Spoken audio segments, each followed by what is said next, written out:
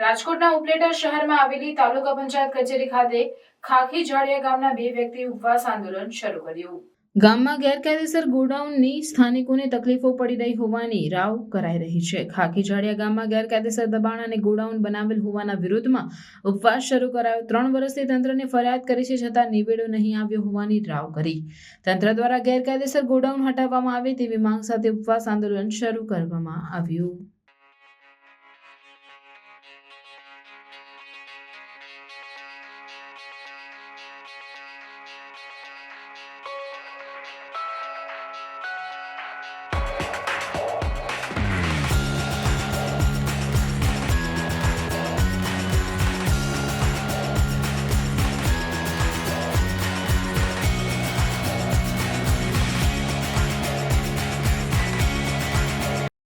મારું નામ દિનેશભાઈ કાનાભાઈ ગોહેલ છે।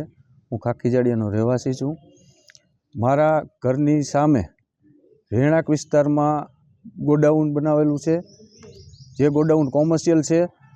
આ ગોડાઉનના કારણે આજુબાજુના રહીશોને અમને બધાને બહુ તબલ પડે છે। આના તેમ છતાં વારંવાર રજૂઆત કરવા છતાં કોઈ જાતની આજ સુધી કામગીરી નથી કરી। અમારી માંગણી એ છે કે આ ગોડાઉન વિરુદ્ધ તાત્કાલિક કાયદેસરની કાર્યવાહી કરવામાં આવે, પરંતુ આજ સુધી કોઈ કાર્યવાહી થઈ નથી। અને આ ગોડાઉન બાબતે અમે આજે 3 વર્ષથી રજૂઆતો કરીએ છીએ, પરંતુ ક્યાંયથી કોઈ જાતની આના વિરુદ્ધ હજી કોઈ કામગીરી થઈ નથી। જગ્યા સરકારી છે, ખાનગી છે?